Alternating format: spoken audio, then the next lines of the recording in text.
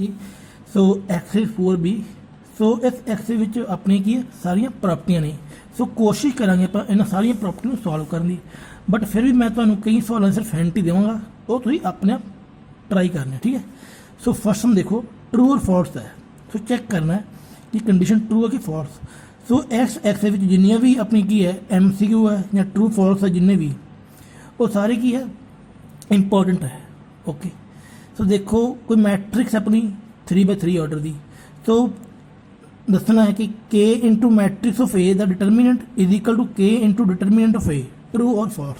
सो ये कंडीशन आप पहले पढ़ चुके हैं कि जो मैट्रिक्स अपनी की N ऑर्डर की होगी, तो K into matrix of A the determinant is equal to K the power N into determinant of A। So ये अपना रिजल्ट है।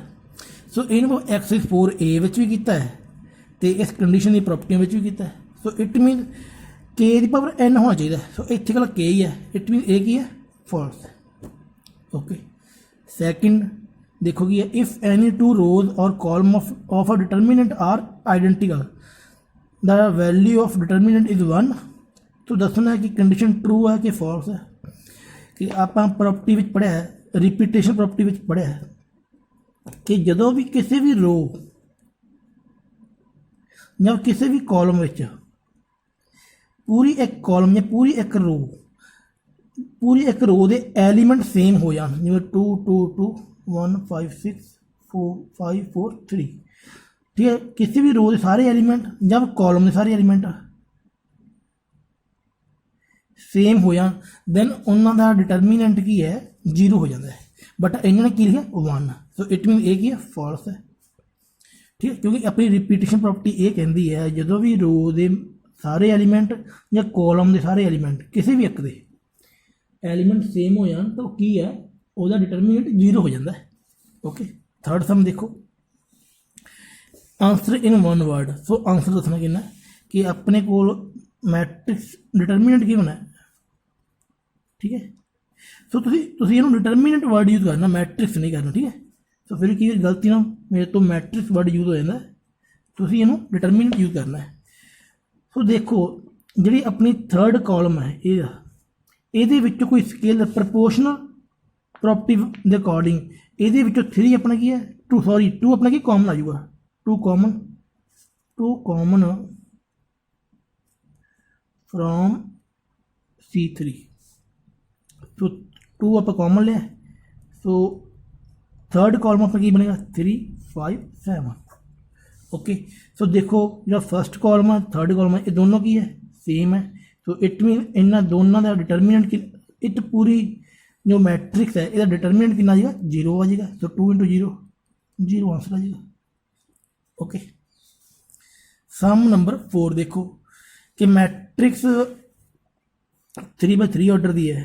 सो कंडीशन की है 3 into matrix of A the determinant is equal K into determinant of A, ठीक है। सो जो आप first condition की है ये अकॉर्डिंग देखो 3 into A is equal K into determinant of A.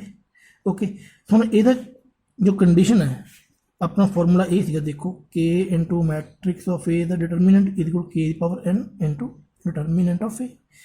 हम जो ये फॉर्मूला ये उपर अप्लाई करो। सो ये उपर अप्लाई करके कि मैं 3 दी power 3 into determinant of A is equal to K into determinant of A. So K नू करो K 3 दी पावर 3 ना कंपेयर, सो K दी वैल्यू होगी 3 power 3। So K is equal to 27। So ये अपना की आंसर। ओके, सो ये सिर्फ सम नंबर 4। सैकेंड सम देखो दोबारा फिर करते हैं, थोड़ा पहले मैं एक्सप्लेन गलत कर चुके थे। दोबारा देखो इफ एनी 2 रोज और column of a determinant are identical, कि मीन किसी भी डिटरमिनेंट के 2 रोज और 2 कॉलम जो सेम हो जाना तो वह डिटरमिनेंट की 1 होंगे, ट्रू और फॉल्स। तो पहला मैं जिथे मैट्रिक्स की तुहानूं एग्जाम्पल दी थी डिटरमिनेंट की, सॉरी वो सिर्फ मैं 1 रो ही सेम की थी तो 1 कॉलम सेम किया। सो गलत हो गई, सॉरी। सो ये की है 2 रोज और कॉलम सेम करने, मीन 1 1 इतने 1 1 2 3 4। तो ये 2 कॉलम सेम हो गए। ਸੋ ਕਿਸੇ ਵੀ ਡਿਟਰਮੀਨੈਂਟ ਦੇ ਵਿੱਚ ਮੰਨ ਲਓ 2 ਕਾਲਮ ਜਾਂ 2 ਰੋਜ਼ ਸੇਮ ਹੋ ਜਾਣ ਡਿਟਰਮੀਨੈਂਟ ਦੇ ਵਿੱਚ, ਸੋ ਉਹਦਾ ਆਨਸਰ ਕੀ ਹੁੰਦਾ? 0 ਹੁੰਦਾ ਹੈ। ਓਕੇ, ਸੋ ਪ੍ਰੋਪਰਟੀ ਦੇ ਅਕੋਰਡਿੰਗ 0 ਹੁੰਦਾ, ਬਟ ਇਹ 1 ਕਹਿ ਰਿਹਾ, ਇਟ ਮੀਨ ਇਹ ਕੀ ਹੈ? ਫਾਲਸ ਹੈ। ਓਕੇ, ਸਮ ਨੰਬਰ 5 ਦਾ A ਪਾਰਟ ਦੇਖੋ। ਸੋ ਇਹ ਵਾਰੀ ਆਪਣੇ ਨੂੰ ਕੀ ਹੈ? ਡਿਟਰਮੀਨੈਂਟ ਗਿਵਨ ਹੈ। ਸੋ ਇਹਨੂੰ ਆਪਾਂ ਕੀ ਬਾਏ ਪ੍ਰੋਪਰਟੀ ਦੇ ਅਕੋਰਡਿੰਗ ਸੋਲਵ ਕਰਨਾ ਹੈ। ਸੋ ਦੇਖੋ ਇਹ ਰਹੀ ਆਪਣੀ ਸਟੇਟਮੈਂਟ। ਸੋ ਆਪਾਂ ਫਸਟ ਕਾਲਮ ਦੇ ਉੱਪਰ ਆਪਰੇਟ ਲਗਾਵਾਂਗੇ, ਇਹ ਵਾਲਾ ਕਾਲਮ ਹੈ, ਠੀਕ ਹੈ। ਸੋ ਕਾਲਮ ਦੇ ਉੱਪਰ ਆਪਰੇਟ ਕੀ ਹੈ? ਇਹਨਾਂ ਤਿੰਨਾਂ ਕਾਲਮਾਂ ਨੂੰ ਐਡ ਕਰਕੇ ਆਪਾਂ ਫਸਟ ਕਾਲਮ ਕ੍ਰੀਏਟ ਕਰਾਂਗੇ। ਸੋ A ਮਾਈਨਸ B, ਸੋ ਦੇਖੋ ਜੇ ਇਹਨਾਂ ਤਿੰਨਾਂ ਕਾਲਮ ਨੂੰ ਐਡ ਕੀਤਾ A minus B plus B minus C plus C minus C, so A ਨਾਲ A ਕੈਂਸਲ, C ਨਾਲ C, B, ਸੋ ਇੱਥੇ 0 ਆ ਜਾਏਗਾ ਕਿਉਂਕਿ ਆਪਾਂ ਆਪਰੇਟ ਕੀ C1 ਦੇ ਉੱਪਰ ਹੈ। ਸੇਮ ਇਸੇ ਤਰ੍ਹਾਂ ਜੇ ਆਪਾਂ ਤਿੰਨੇ ਕਾਲਮ ਨੂੰ ਐਡ ਕਰਾਂਗੇ ਇੱਥੇ ਵੀ 0 ਆ ਜਾਏਗਾ। ਸੋ ਇਹਨਾਂ ਤਿੰਨਾਂ ਨੂੰ ਐਡ ਕਰਾਂਗੇ ਤਾਂ ਵੀ 0। ਓਕੇ, ਸੋ ਦੇਖੋ ਹੁਣ ਫਸਟ ਕਾਲਮ ਦੇ ਸਾਰੇ ਐਲੀਮੈਂਟ ਕੀ ਹੈ? ਸੇਮ ਹੋ ਗਏ। ਇਟ ਮੀਨ ਇਹ ਹੋ ਗਈ ਆਪਣੀ ਆਈਡੈਂਟੀਕਲ ਪ੍ਰੋਪਰਟੀ, ਮੀਨ ਰਿਪੀਟੇਸ਼ਨ ਪ੍ਰੋਪਰਟੀ। ਸੋ ਇਹਦਾ ਡਿਟਰਮੀਨੈਂਟ ਕਿੰਨਾ? 0 ਆ ਜਾਏਗਾ। ਓਕੇ, ਸੋ ਇਹ ਸੀ ਆਪਣਾ ਸਮ ਨੰਬਰ 5 ਦਾ ਫਸਟ ਪਾਰਟ। ਹਾਂਜੀ, ਸਮ ਨੰਬਰ 5 ਦਾ ਸੈਕਿੰਡ ਪਾਰਟ ਦੇਖੋ ਕਿ ਆਪਾਂ ਨੂੰ ਇਹ ਡਿਟਰਮੀਨੈਂਟ ਗਿਵਨ ਹੈ 2 2 2 ABC ABC BCA CAB, ਠੀਕ ਹੈ। ਸੋ ਸਿੰਪਲ ਦੇਖੋ ਕਿ ਆਪਾਂ ਫਸਟ ਕਾਲਮ ਦੇ ਵਿੱਚੋਂ 2 ਕਾਮਨ ਲਵਾਂਗੇ ਤੇ ਥਰਡ ਕਾਲਮ ਵਿੱਚੋਂ ABC ਕਾਮਨ ਲਵਾਂਗੇ। ਫਿਰ ਇਟ ਮੀਨ ਜਿਹੜੀ ਚੀਜ਼ ਕਾਮਨ ਲਵਾਂਗੇ ਉਹ ਡਿਟਰਮੀਨੈਂਟ ਤੋਂ ਬਾਹਰ ਆ ਜਾਏਗੀ, 2 ਬਾਹਰ ਆ ਜਾਏਗਾ ਤੇ ABC ਬਾਹਰ ਆ ਜਾਏਗਾ। ਸੋ ਇੱਥੇ ਬਚੇਗਾ 1 1, ਸੋ ਇੱਥੇ 1 1 ਬਚੇਗਾ। ਸੋ ਇਟ ਮੀਨ ਇਹ ਦੋਨੋਂ ਕਾਲਮ ਕੀ ਹੈ? ਸੇਮ ਹੋ ਗਏ, C1 C3 R ਆਈਡੈਂਟੀਕਲ। So it ਮੀਨ ਇਹਦਾ ਡਿਟਰਮੀਨੈਂਟ ਕਿੰਨਾ? 0 ਹੋ ਜਾਏਗਾ। ਓਕੇ, ਸੋ ਸਮ ਨੰਬਰ 5 ਦਾ ਥਰਡ ਪਾਰਟ ਦੇਖੋ। ਸੋ ਇਹ ਡਿਟਰਮੀਨੈਂਟ ਆਪਾਂ ਨੂੰ ਗਿਵਨ ਹੈ x plus Y Y plus Z Z plus X. So first ਆਪਾਂ ਆਪਰੇਟ ਲਗਾਵਾਂਗੇ R1 ਦੇ ਉੱਪਰ। R1 ਦੇ ਉੱਪਰ ਕੀ ਆਪਰੇਟ ਹੈ ਕਿ R1 ਦੇ ਵਿੱਚ ਆਪਾਂ R2 ਐਡ ਕਰਾਂਗੇ। So x plus Y plus Z ਆ ਜਾਏਗਾ, ਇੱਥੇ y plus Z plus X ਆ ਜਾਏਗਾ, Z plus X plus Y ਆ ਜਾਏਗਾ। ਸੋ ਬਾਕੀ R2 R3 ਸੇਮ ਉਵੇਂ ਰਹਿਣਗੇ। ਸੋ R1 ਦੇ ਵਿੱਚੋਂ ਆਪਾਂ x plus Y plus Z common ਲਵਾਂਗੇ। ਸੋ ਇਟ ਮੀਨ R1 ਦੇ ਵਿੱਚ ਕੀ ਬਚਿਆ? ਇੱਥੇ 1 1। ਸੋ ਜੇਕਰ ਇੱਥੇ 1 1 ਬਚਿਆ ਹੈ, ਇਟ ਮੀਨ R1 ਅਤੇ R3 ਆਪਣੇ ਕੀ ਸੇਮ ਹੋ ਗਏ? R same. So it mean repetition property ਦੇ ਅਕੋਰਡਿੰਗ ਇਹਦਾ ਡੈਟ ਕਿੰਨਾ ਹੋ ਜਾਏਗਾ? 0 ਹੋ ਜਾਏਗਾ। ਓਕੇ, ਸਮ ਨੰਬਰ 5 ਦਾ B ਪਾਰਟ। ਸੋ ਇਹ ਤਿੰਨੋਂ ਪਾਰਟ ਸੇਮ ਨੇ ਬਿਲਕੁਲ। ਜਿਹੜਾ ਫਸਟ ਪਾਰਟ ਆ ਉਹ ਆਪਾਂ ਇੰਟਰੋਡਕਸ਼ਨ ਵਿੱਚ ਕਰ ਚੁੱਕੇ ਹਾਂ। ਸੈਕਿੰਡ ਥਰਡ ਸੇਮ ਨੇ। ਸੋ ਆਪਾਂ ਸੈਕਿੰਡ ਪਾਰਟ ਕਰਦੇ ਹਾਂ। ਦੇਖੋ 2 3 1 4 6 2 1 3 2। ਸੋ ਦੇਖੋ ਜਿਹੜੀ ਸੈਕਿੰਡ ਰੋ ਹੈ ਇਹਦੇ ਵਿੱਚੋਂ 2 ਕਾਮਨ ਲੈ ਲਓ। ਸੈਕਿੰਡ ਰੋ ਦੇ ਵਿੱਚੋਂ 2 ਕਾਮਨ ਲਵਾਂਗੇ। ਦੇਖੋ ਠੀਕ ਹੈ, 2 ਕਾਮਨ ਹੈ, ਇਹ 2 3 1 ਬਚੇਗਾ ਕਿਉਂ 2 ਨਾਲ ਡਿਵਾਈਡ ਕੀਤਾ, 2 ਨਾਲ ਡਿਵਾਈਡ ਕੀਤਾ, 2 ਨਾਲ ਡਿਵਾਈਡ ਕੀਤਾ। ਫਿਰ ਆਹ ਦੋਨੋਂ ਕੀ ਹੋ ਗਏ? ਸੇਮ ਹੋ ਗਏ। R1 ਤੇ R2 R ਕੀ ਹੈ? ਸੇਮ। ਜਦੋਂ ਆਪਣੀਆਂ ਰੋ ਸੇਮ ਹੋ ਜਾਣ ਦੈਨ ਉਹਦਾ ਕੀ ਹੈ? ਡੈਟ ਕਿੰਨਾ ਹੈ? 0 ਹੋ ਜਾਂਦਾ ਹੈ। ਠੀਕ ਹੈ। ਹਾਂਜੀ, ਸਮ ਨੰਬਰ 6 ਦੇਖੋ ਕਿ ਇਹ ਵਾਲੀ ਡਿਟਰਮੀਨੈਂਟ ਨੂੰ ਆਪਾਂ ਇਹਦੇ ਇਕੁਅਲ ਪ੍ਰੂਫ ਕਰਨਾ। ਜਿਵੇਂ MA1 MA2 MA3 B1 B2 B3 NC1 NC2 NC3। So proof ਕਰਨਾ -MN into determinant of C1 C2 C3 B1 B2 B3 A1 A2 A3। ਠੀਕ ਹੈ। ਸੋ ਦੇਖੋ ਸਿੰਪਲ। ਸੋ ਆਪਾਂ ਫਸਟ ਆਪਾਂ ਲੈਫਟ ਹੈਂਡ ਸਾਈਡ ਸੋਲਵ ਲਿਖਦੇ ਹਾਂ। ਠੀਕ ਹੈ। ਸੋ ਦੇਖੋ ਫਸਟ ਜਿਹੜੀ ਕਾਲਮ ਹੈ ਇਹ ਵਾਲੀ, ਇਹਦੇ ਵਿੱਚੋਂ M ਨੂੰ ਕਾਮਨ ਫਸਟ ਕਾਲਮ ਵਿੱਚੋਂ M ਨੂੰ ਕਾਮਨ ਲਵਾਂਗੇ, ਥਰਡ ਕਾਲਮ ਵਿੱਚੋਂ N ਨੂੰ ਕਾਮਨ ਲਵਾਂਗੇ। ਠੀਕ ਹੈ। ਸੋ ਇਟ ਮੀਨ ਜੇਕਰ ਇਹਦੇ ਵਿੱਚੋਂ M ਕਾਮਨ ਲਵਾਂਗੇ, ਇਹਦੇ ਵਿੱਚੋਂ N ਨੂੰ ਕਾਮਨ ਲਵਾਂਗੇ, ਸੋ M ਅਤੇ N ਆਪਾਂ ਕੀ ਹੈ? ਡਿਟਰਮੀਨੈਂਟ 'ਚੋਂ ਬਾਹਰ ਆ ਜਾਣਗੇ। ਸੋ ਇੱਥੇ ਬਚੇਗਾ A1 A2 A3 B1 B2 B3 C1 C2 C3। ਠੀਕ ਹੈ। ਆਪਾਂ M N ਕੀ ਕਾਮਨ ਲੈ ਲਏ। ਜਿਹੜੇ ਨੰਬਰ ਕਾਮਨ ਲੈਣੇ ਆ ਉਹ ਡੈਟ ਤੋਂ ਬਾਹਰ ਆ ਜਾਂਦੇ ਆ। ਇਹ ਗੱਲ ਯਾਦ ਰੱਖਿਓ, ਜਿਹੜੇ ਨੰਬਰ ਆਪਾਂ ਕਾਮਨ ਲੈਣੇ ਆ ਨਾ ਉਹ ਡਿਟਰਮੀਨੈਂਟ ਤੋਂ ਬਾਹਰ ਆ ਜਾਂਦੇ ਆ। ਸੋ ਦੇਖੋ ਹੁਣ ਆਪਾਂ ਇਹ ਵਾਲੀ ਡਿਟਰਮੀਨੈਂਟ ਨੂੰ ਇਹਦੇ ਵਰਗਾ ਬਣਾਉਣਾ ਹੈ। M N ਤਾਂ ਆਪਾਂ ਕਾਮਨ ਲੈ ਹੀ ਲਿਆ। ਹੁਣ C1 ਨੂੰ ਆਪਾਂ ਇੱਥੇ ਕਰਨਾ ਹੈ, B1 ਨੂੰ ਇੱਥੇ ਰੱਖਣਾ ਹੈ, A1 ਨੂੰ ਇੱਥੇ ਕਰਨਾ ਹੈ। ਸੋ ਆਪਣੀ ਇੱਕ ਪ੍ਰੋਪਰਟੀ ਸੀ ਜਿਹਦੇ ਵਿੱਚ ਆਪਾਂ ਗੱਲ ਕੀਤੀ ਸੀ ਕਿ ਮੈਟ੍ਰਿਕਸ ਦੀਆਂ ਡਿਟਰਮੀਨੈਂਟ ਦੀਆਂ 2 ਐਡਜਸਟ ਰੋਜ਼ ਨੂੰ ਜੇਕਰ ਆਪਾਂ ਇੰਟਰਚੇਂਜ ਕਰ ਦਿੰਦੇ ਹਾਂ, ਐਡਜਸਟ ਰੋਜ਼ ਨੂੰ ਮੀਨ R1 ਨੂੰ ਇੰਟਰਚੇਂਜ ਕਰੀਏ R2 ਨਾਲ ਜਾਂ C1 ਨੂੰ ਇੰਟਰਚੇਂਜ ਕਰੀਏ C2 ਨਾਲ, ਦੈਨ ਆਪਣੇ ਡਿਟਰਮੀਨੈਂਟ ਦਾ ਕੀ ਸਾਈਨ ਕੀ ਹੈ? ਚੇਂਜ ਹੋ ਜਾਂਦੀ ਹੈ। ਜੇ ਇਹ ਪੋਜ਼ਿਟਿਵ ਅਤੇ ਨੈਗੇਟਿਵ ਆ ਜਾਊਗਾ। ਇਹ ਪ੍ਰੋਪਰਟੀ ਪੜ੍ਹੀ ਸੀ ਨਾ, ਬਟ ਸਾਈਡਾਂ ਕਿਹੜੀਆਂ ਐਡਜਸਟ ਹੋਣੀ ਚਾਹੀਦੀਆਂ, ਮੈਨੂੰ ਨਾਲ ਲੱਗਦੀਆਂ, ਜਿਵੇਂ R1 R2 ਹੋਣੀ ਚਾਹੀਦੀ ਹੈ, C1 C2 ਹੋਣੀ ਚਾਹੀਦੀ ਹੈ, R2 R3 ਹੋਣੀ ਚਾਹੀਦੀ ਹੈ, C2 C3 ਹੋਣੀ ਚਾਹੀਦੀ ਹੈ, ਇੱਦਾਂ ਦੀ ਹੋਣੀ ਚਾਹੀਦੀਆਂ। ਠੀਕ ਹੈ, ਜਦੋਂ ਆਪਾਂ ਐਡਜਸਟ ਰੋਜ਼ ਜਾਂ ਕਾਲਮ ਨੂੰ ਇੰਟਰਚੇਂਜ ਕਰਦੇ ਹਾਂ ਦੈਨ ਡਿਟਰਮੀਨੈਂਟ ਦਾ ਸਾਈਨ ਕੀ ਹੈ, ਚੇਂਜ ਹੋ ਜਾਂਦਾ ਹੈ। ਹੁਣ ਇਹ ਪ੍ਰੋਪਰਟੀ ਦੇਖੋ ਕਿ ਆਪਾਂ ਸੈਕਿੰਡ ਕਾਲਮ ਤੇ ਥਰਡ ਕਾਲਮ ਨੂੰ ਚੇਂਜ ਕਰ ਦਿੰਦੇ ਹਾਂ। C1 ਆਪਣਾ ਇੱਥੇ ਆ ਜਾਏਗਾ, B1 ਆਪਣਾ ਇੱਥੇ ਚਲਾ ਜਾਏਗਾ। ਠੀਕ ਹੈ, ਬਟ ਹੁਣ ਇਹਦੇ ਅੱਗੇ ਸਾਈਨ ਕੀ ਹੈ, ਨੈਗੇਟਿਵ ਆ ਜਾਏਗਾ, ਕਿਉਂਕਿ ਇਹ ਦੋਨੋਂ ਕੀ ਹੈ, ਐਡਜਸਟ ਨੇ। ਜਦੋਂ ਆਪਾਂ ਐਡਜਸਟ ਰੋ ਜਾਂ ਕਾਲਮ ਇੰਟਰਚੇਂਜ ਕਰ ਦਿੰਦੇ ਹਾਂ ਦੈਨ ਆਪਣਾ ਡਿਟਰਮੀਨੈਂਟ ਦਾ ਸਾਈਨ ਕੀ ਹੈ, ਚੇਂਜ ਹੋ ਜਾਂਦਾ ਹੈ। ਓਕੇ, ਸੋ ਦੇਖੋ ਹੁਣ ਆਪਾਂ C1 ਨੂੰ ਫਸਟ ਦੇਖੋ, ਜੋ ਚੀਜ਼ ਪ੍ਰੂਫ ਕਰਨੀ ਹੈ, C1 ਨੂੰ ਆਪਾਂ ਫਸਟ ਪੋਜੀਸ਼ਨ ਦੇ ਉੱਪਰ ਲੈ ਕੇ ਆਉਣਾ। ਸੋ ਇਸ ਤੋਂ ਬਾਅਦ ਦੇਖੋ C1 ਤੇ C2 ਨੂੰ ਇੰਟਰਚੇਂਜ ਕਰ ਦਿੰਦੇ ਹਾਂ।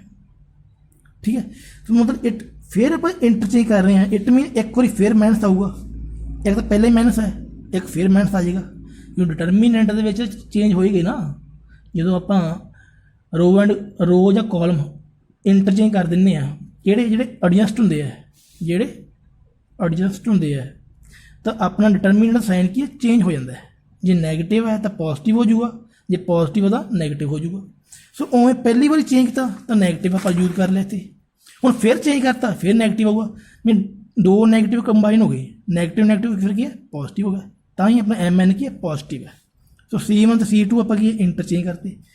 ਸੋ ਦੇਖੋ ਬਣਾਉਣਾ ਆਪਾਂ ਨੂੰ ਜਿਹੜੀ ਇਹ ਡਿਟਰਮੀਨੈਂਟ ਹੈ ਇਹਨੂੰ ਇਹਦੇ ਵਰਗਾ ਬਣਾਉਣਾ ਹੈ। ਸੋ ਦੇਖੋ C1 ਤਾਂ ਆਪਾਂ ਫਸਟ ਪੋਜੀਸ਼ਨ 'ਤੇ ਲੈ ਹੀ ਆਏ, ਹੁਣ ਆਹ ਦੋ ਰਹਿ ਗਏ, B1 ਨੂੰ ਲੈ ਕੇ ਆਉਣਾ ਆਪਾਂ ਸੈਕਿੰਡ ਪੋਜੀਸ਼ਨ ਦੇ ਉੱਪਰ ਤੇ A1 ਨੂੰ ਥਰਡ ਦੇ ਉੱਪਰ। ਇਟ ਮੀਨ ਇਹਨਾਂ ਦੋਨਾਂ ਨੂੰ ਕਰ ਦਿੰਦੇ ਆਪਾਂ ਇੰਟਰਚੇਂਜ, ਮੀਨ ਸੈਕਿੰਡ ਕਾਲਮ ਤੇ ਥਰਡ ਕਾਲਮ ਨੂੰ ਇੰਟਰਚੇਂਜ ਕਰ ਦਿੰਦੇ ਹਾਂ। ਸੋ ਜੋ ਫਿਰ ਇੰਟਰਚੇਂਜ ਕਰਾਂਗੇ ਤਾਂ ਨੈਗੇਟਿਵ ਸਾਈਨ ਤਾਂ ਯੂਜ਼ ਹੋਏਗਾ ਹੀ। ਸੋ ਇਟ ਮੀਨ ਫਿਰ ਆਪਣੀ ਕੀ ਹੈ, ਇਹ ਵਾਲੀ ਡਿਟਰਮੀਨੈਂਟ ਬਣ ਜਾਏਗੀ। So is equal to right hand side. So simple ਤੁਸੀਂ ਦੇਖਣਾ ਹੈ ਕਿ ਇਹਨੂੰ ਆਪਾਂ ਜੋ ਇਹ ਵਾਲੀ ਡਿਟਰਮੀਨੈਂਟ ਹੈ ਇਹਨੂੰ ਆਪਾਂ ਇਹਦੇ ਵਰਗਾ ਬਣਾਉਣਾ ਹੈ। ਸੋ ਇਹਦੇ ਵਿੱਚ ਸਿੰਪਲ ਇੱਕ ਰਿਜ਼ਲਟ ਯੂਜ਼ ਕੀਤਾ ਕਿ ਜਦੋਂ ਆਪਾਂ ਐਡਜਸਟ ਰੋ ਜਾਂ ਕਾਲਮ ਚੇਂਜ ਕਰਦੇ ਹਾਂ ਤਾਂ ਡਿਟਰਮੀਨੈਂਟ ਵਿੱਚ ਕੀ ਹੈ, ਸਾਈਨ ਕੀ ਆਪਣਾ ਚੇਂਜ ਹੋ ਜਾਂਦਾ ਹੈ। ਓਕੇ, ਸੋ ਇਹ ਸੀ ਆਪਣਾ ਸਮ ਨੰਬਰ 6।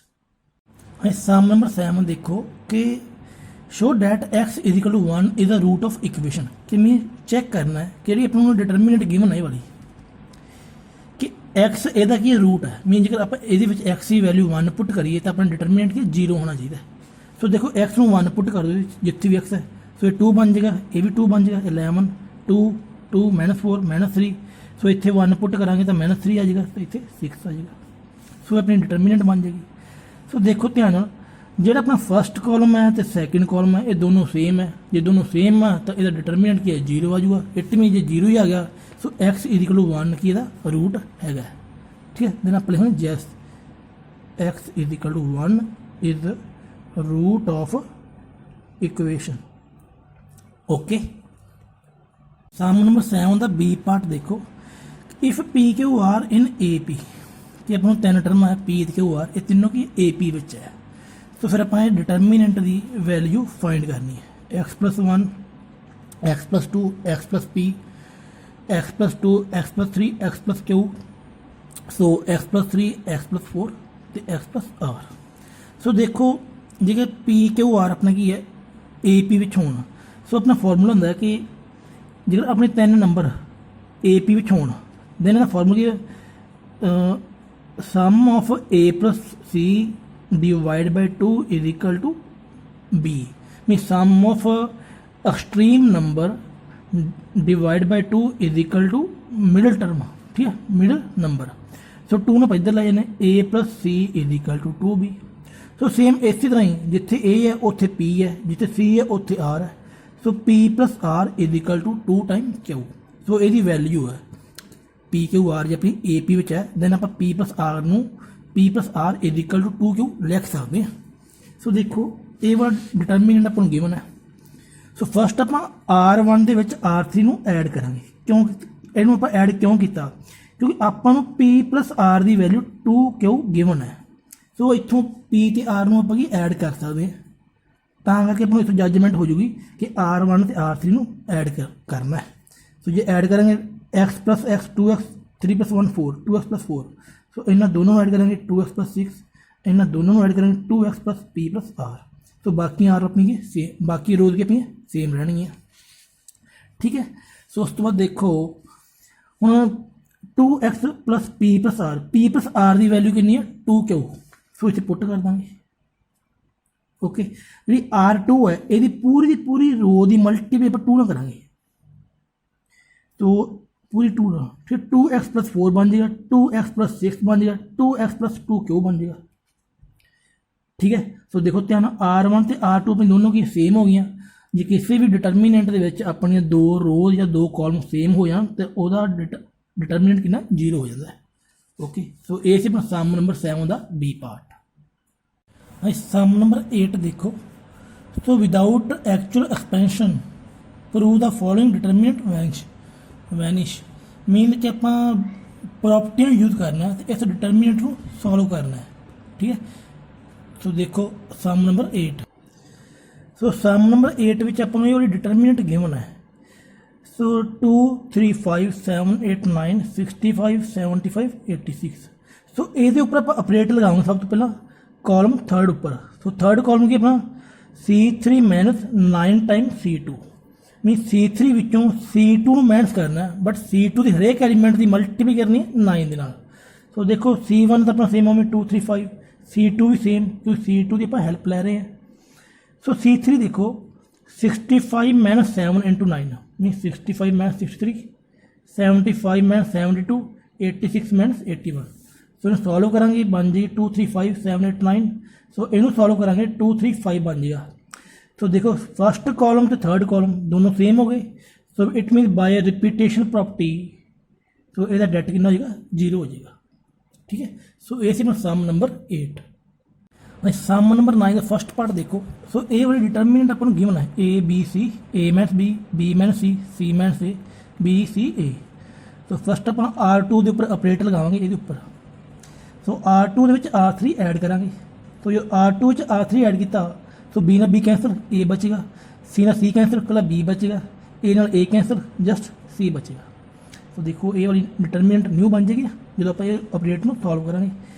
सो देखो R1 तो R2 दोनों की सेम है, जो सेम है बाय रिपीटेशन प्रॉपर्टी इसका डेट कितना हो जाएगा 0 हो जाएगा। सो ये अपना की आंसर, ठीक।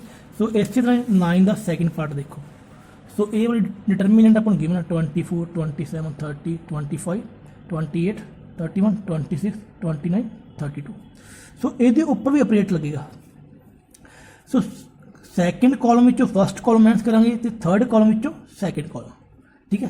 सो पहले देखो सैकेंड कॉलम विचों फर्स्ट कॉलम माइनस करते हैं। सो फर्स्ट कॉलम तो अपना सेम ही रहेगा, ये हेल्प ले रहे हैं। सो सैकेंड विचों फर्स्ट माइनस 24 - 25, सॉरी 25 - 24 1, 28 - 27 1, 31 - 31। सेम इसी तरह थर्ड कॉलम विचों सैकेंड कॉलम माइनस करांगे 26 - 25 1, 29 - 28 1, 32 - 31, 32 - 31 1। सो देखो सो सैकेंड कॉलम तो थर्ड कॉलम ये दोनों की है सेम ही है। सो जेकर दो कॉलम सेम हो गए इट मीन ਇਹਦਾ डिटरमिनेंट कितना हो अपना equal to 0 by repetition property, okay. Sum number 9 third part देखो। सो ये वाला डिटरमिनेंट अपन गिवन है x y z a b c x + a y + b z + c। सो इस वाले डिटरमिनेंट ਨੂੰ जो थर्ड कॉलम है इस थर्ड कॉलम ਨੂੰ ਆਪਾਂ ਸਮ ਪ੍ਰੋਪਰਟੀ ਦੇ ਅਕੋਰਡਿੰਗ ਬ੍ਰੇਕ ਕਰ ਦਾਂਗੇ ਐਟ ਐਡੀਸ਼ਨ ਦੇ ਵਿੱਚ, ਠੀਕ ਹੈ। ਸੋ ਦੇਖੋ ਆ ਦੋਨੋਂ ਕॉलम सेम रहने दोवां विच। सो जो ये कॉलम ऐड हो रहा इनू ब्रेक कर देंगे मीन ये वाला first determinant x y z आ जाएगा, second determinant A B C आ जाएगा। सो हम आप इन दोनों डेट फाइंड करते हैं। देखो सो ये first column third column same ही है। सो यदा डेट कितना 0 हो गया। सो ये सैकेंड थर्ड कॉलम सेम है। सो यदा डेट भी 0 हो गया। तो 0 + 0 0। सो ये अपना क्या आंसर है, ओके। सो सम नंबर का 5 पार्ट भी देखो। सम नंबर 5 का सॉरी 9 का 5 पार्ट। सो फोर्थ पार्ट बाद करेंगे। देखो सो ये वाला डिटरमिनेंट गिवन है। सो इसका आंसर सिंपल 0 आएगा क्योंकि ये अपनी मैट्रिक्स जी है सिक्यू सिमेट्रिक ना, जो सिक्यू सिमेट्रिक मैट्रिक्स हो ऑर्डर ऑड हो फिर वो डिटरमिनेंट कितना 0 हो जाता है। सो सिंपली इसका आंसर कितना 0 है, ओके। सम नंबर 9 का फोर्थ पार्ट देखो। सो देखो किमें करना कि ये वाला डिटरमिनेंट अपन गिवन है 1 1 1 A B C A² - B C B² - C A C² - A B, okay. So ਪਹਿਲਾਂ ਆਪਾਂ ਇਹਦੇ ਉੱਪਰ ਆਪਰੇਟ ਲਗਾਵਾਂਗੇ ਕਿ R2 ਵਿੱਚੋਂ R1 ਮਾਈਨਸ ਕਰਾਂਗੇ ਤੇ R3 ਵਿੱਚੋਂ ਵੀ R1 ਮਾਈਨਸ ਕਰਾਂਗੇ। ਠੀਕ ਹੈ, ਸੋ ਇਟ ਮੀਨ ਦੋਵਾਂ ਵਿੱਚ R1 ਦੀ ਹੈਲਪ ਲੈ ਰਹੇ ਹਾਂ। ਸੋ R1 ਆਪਣਾ ਸੇਮ ਉਵੇਂ ਆਜੂ 1a ਸਕੁਅਰ ਮਾਈਨਸ bc। ਠੀਕ ਹੈ, ਸੋ R2 minus R1 means 1 minus 1 0, b minus a 0, so b square minus ca minus a square bc। ਸੋ ਇਹਦੀ ਆਪਾਂ ਮਾਈਨਸ ਓਪਨ ਕਰਾਂਗੇ b square minus ca minus a square minus minus plus bc। ਸੋ ਇਹ ਵਾਲਾ step ਬਣ ਜਾਏਗਾ। ठीक है, same इसी तरह ही जो R3 विचों R1 माइनस करेंगे, R1 माइनस करेंगे 1 minus 1 0, c minus a c square minus b square. Sorry देखो, सो सॉरी इतने ना R2 माइनस करना है, R3 माइनस R2। ठीक है, so 1 minus 1 0, c minus b, so c square minus b square minus A B plus C. ठीक है, same इसी तरह करना है। ओके, तो इस तो बाद जो आप ये पर रिजल्ट लगा रहे हैं देखो कि B square minus A square minus C A plus B C. So ये ऊपर आइडेंटिटी ला दो B plus A B minus A. So ये सी कॉमन ले लो प्लस का, सो बी माइनस सी बचेगा, सॉरी बी माइनस ए बचेगा जो ए वाला स्टैप है। ठीक है, सो इस तरह ये भी फैक्टर बना दें। फैक्टर ये बन गए C square minus B square minus A B plus C A. So C plus B C minus B, so plus A common C minus B. So ये वाला स्टैप। ठीक है, सो ये स्टैप में सॉल्व करके अपना ये स्टैप बन जाएगा। ठीक है, सो उस बाद देखो हम अपनी 80 जो थर्ड कॉलम के एलीमेंट है एक तो ए वाला है, एक ए वाला है, एक ए वाला, मतलब इन्हों पर सॉल्व करता। ओके, सो इस तो बाद की है सैकेंड रो के बी माइनस ए कॉमन लवेंगे कि बी माइनस ए इतने भी है तो बी माइनस ए इतने भी है, इतने भी है। पूरी रो के बी माइनस ए कॉमन तो पूरी रो थर्ड विचों सी माइनस बी कॉमन। ठीक, तो जो कॉमन लवेंगे वो बाहर आएंगे बी माइनस ए सी माइनस बी। तो कॉमन लवेंगे इतने 1 0 0 उवें इतने ए इतने 1 आ जाएगा, इतने 1 आ जाएगा क्योंकि ये बी माइनस ए कॉमन ही लिया। ठीक है, सो 1 1। उस तो बाद देखो हम ये बी माइनस ए कॉमन है, सो बी प्लस ए प्लस सी। ठीक है, तो यही बचेगा तो बी माइनस ए बाहर कॉमन ही निकल गया, सो बी प्लस ए प्लस सी यही बचेगा। सेम इसी तरह ही सी माइनस बी कॉमन है, सो इतने बचेगा सी प्लस बी प्लस ए। ठीक है, मीन ए प्लस बी प्लस सी। ओके, सो देखो जी R2 और R3 ये दोनों सेम ही है, ये दोनों सेम है इट मीन इसका डिटर्मिनेंट 0 हो जाएगा। ओके, सो इस तरह अपने क्वेश्चन नंबर 9 के जिन्ने भी पार्ट है वो कंप्लीट है। हाँ, सम नंबर 10 से फर्स्ट पार्ट है और बिल्कुल सम नंबर 5 का थर्ड पार्ट, ये दोनों बिल्कुल सेम ही है, मीन ये सम फिर रिपीट हो गया ये। ठीक है, सो ये तुम अपने आप करोगे। सो आप 10th का सैकेंड पार्ट सॉल्व करते हैं कि अपन ये वाला डिटर्मिनेंट गिवन है। तो देखो ये वाला डिटर्मिनेंट अपन गिवन है। सो पहला आप ये प्रोडक्ट ओपन करांगे, मीन ए की प्रोडक्ट बी प्लस सी नाल, सो बी की प्रोडक्ट सी प्लस ए नाल, सी की प्रोडक्ट ए प्लस बी नाल। ठीक है, तो इस बाद प्रोडक्ट ओपन की ए बी प्लस ए सी बन जूगा, B C plus A B बन जू, ए सी प्लस बी सी बन जू। सो हम आप करेंगे कि थर्ड कॉलम के उपर ऑपरेट लगावांगे। थर्ड कॉलम के उपर ऑपरेट क्या होगा, थर्ड कॉलम के सैकेंड कॉलम आप ऐड कर देंगे। सो देखो थर्ड कॉलम के सैकेंड कॉलम ऐड हो जाएगा, so A B plus A C plus B C, तो B C plus A B C A ये ऐड हो जाएगा, सो ए सी प्लस बी सी ये ए बी ऐड हो जाएगा।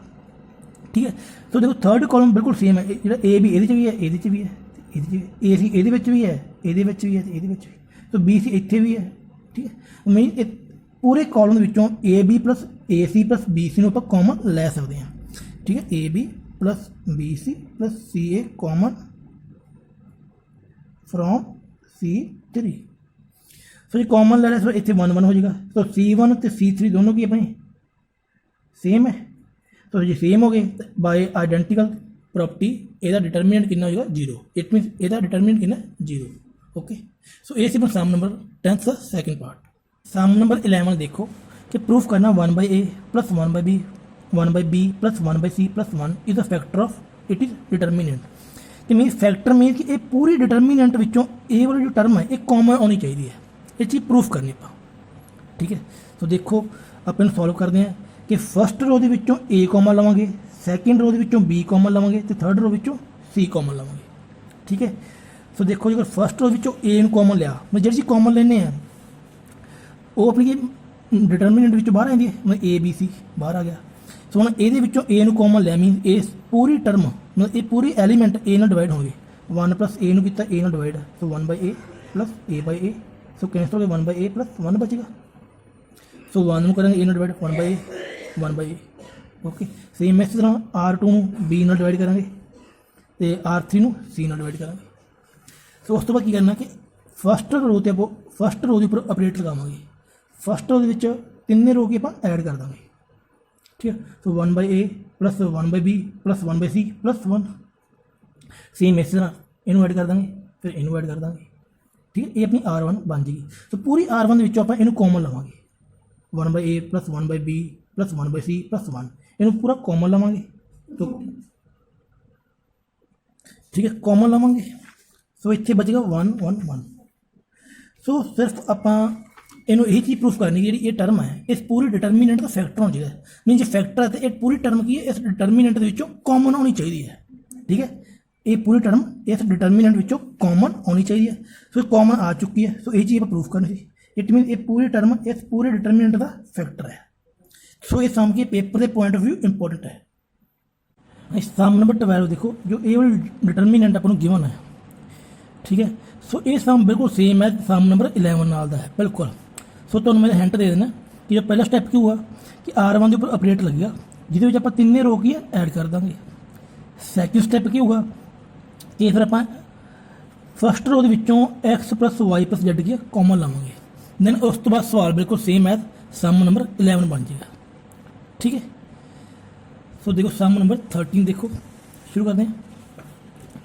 ये वाला कि अपन ए वाली डिटरमीनेंट गिवन है, सो इनू आप ये इक्वल लैके आना है, ठीक है। A B C A square B square C square B C C A B, तो ए वाली डिटरमीनेंट से आप इक्वल लैके आना है। सो देखो फस्ट ऑपरेट अपना की है कि R1 की प्रोडक्ट ए ना करेंगे, R2 की प्रोडक्ट बी ना करेंगे, तो R3 की प्रोडक्ट सी ना करेंगे, तो 1 बाई ए बी सी की आप पूरी डिटरमीनेंट आउटसाइड लवेंगे, ठीक कॉमन लवेंगे। सो इस स्टैप को ध्यान ना समझो कि R1 की प्रोडक्ट पूरी ए ना कर देनी है, A square A cube A B C, तो R2 की प्रोडक्ट बी नाल B square B cube B A B C, C की प्रोडक्ट सॉरी R3 की प्रोडक्ट सी नाल C square C cube A B C, तो 1 by A B C आप common लवेंगे। सो उस तो बाद देखो कि third column A B C common, so A B C by A B C, so third column की 1 1 हो जाएगा, ओके। फिर दोनों कैंसिल हो गए। सो ध्यान में देखो ये सवाल पहले भी सॉल्व कर चुके हैं कि ए वाला डिटरमीनेंट आप ये वर्क बनाना है। सो जो एलीमेंट वो तो आपको मिल गए बट एलीमेंट की पोजीशन ही सेम आ रही है, मीन जो आपको थर्ड कॉलम है ये फस्ट कॉलम होना चाहिए, ठीक है। जो अपना सैकेंड कॉलम है थर्ड होना चाहिए। सो कॉलम की पोजीशन चेंज करेंगे आप। सो देखो सैकेंड तो थर्ड कॉलम इंटरचेंज करेंगे आप, जो आप इंटरचेंज करेंगे जो आप प्रॉपर्टी की ना एडजस्ट रो एंड कॉलम जो आप इंटरचेंज कर दें तो डिटरमीनेंट साइन चेंज हो जाता है। सो जो आप इन्होंने दोनों चेंज करेंगे तो बाहर माइनस आ जाएगा, ठीक है। सो उस तो बाद फिर आप C2 C1 चेंज करेंगे, फिर माइनस आ जाएगा, एक पहला माइनस सी फिर अगेन माइनस आ जाएगा जो C2 C1 चेंज किया है। सो ये माइनस माइनस की प्लस हो जाएगा। सो इस तरह की अपने को आंसर आ जाएगा, मीनस कॉलम आप इंटरचेंज करते जाएंगे तो अपने को राइट हैंड साइड बन जाएगा। सो इस चीज़ अपने की वेरी शॉर्ट आंसर टाइप जो क्वेश्चन कंप्लीट है। सो आप फिर अगले लेक्चर अगले क्वेश्चन करेंगे, ठीक है।